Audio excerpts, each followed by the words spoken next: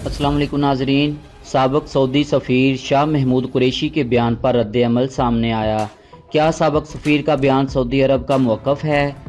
पाकिस्तान पर कौन सा नया ख़तरा मंडलाने लगा? अफ़गानिस्तान में पाकिस्तान के ख़िलाफ़ क्या साजिश तैयार हो रही है?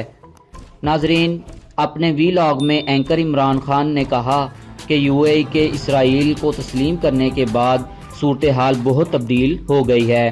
यूएई के इसराइल को तस्लीम करने के बाद पाकिस्तानियों में एंटी अरब जज्बात पाए जाते हैं, जो कि कुदरती हैं, क्योंकि सऊदी अरब और दीगर अरब ममालिक की बहुत हार्ड लाइन थी। एंकर इमरान ने तबसरा करते हुए कहा कि जिस तरह का बयान शाह महमूद कुरैशी ने दिया, इस किस्म का बयान पाकिस्तान की तरफ से सऊदी अरब से मुतल्लक कभी नहीं आया।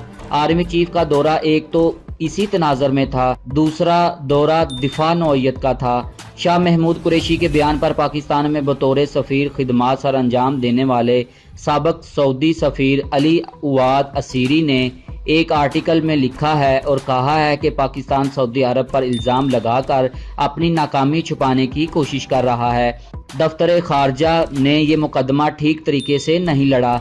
ये सफ़ीर अली अवाद असीरी सऊदी हुक्मरानों के बहुत करीब हैं और उनका मौक़िफ़ सऊदी अरब का ही मौक़िफ़ है। इनकी बात दुरुस्त है, लेकिन ये भी हकीकत है कि शाह महमूद कुरैशी एक साल से OIC का इजलास बुलाने की कोशिश कर रहे हैं, जो बुलाने नहीं दिया जा रहा।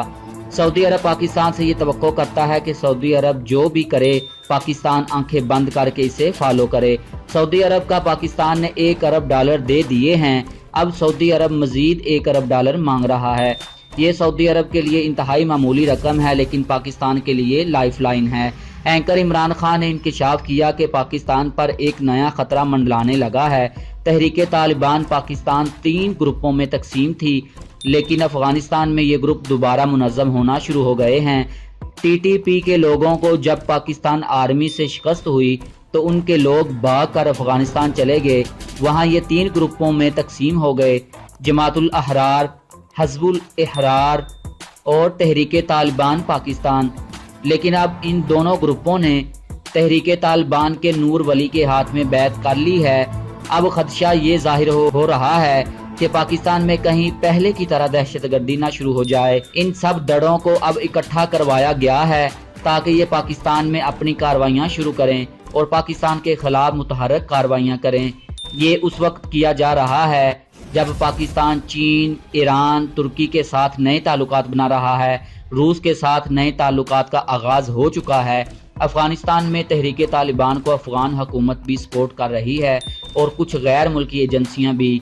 अफगान हुकूमत और गैर मुल्की एजेंसियों ने इन्हें इकट्ठा किया है। नाजरीन, ये थी आज की अहम और दिलचस्प वीडियो। उम्मीद करते हैं आपको पसंद आई होगी।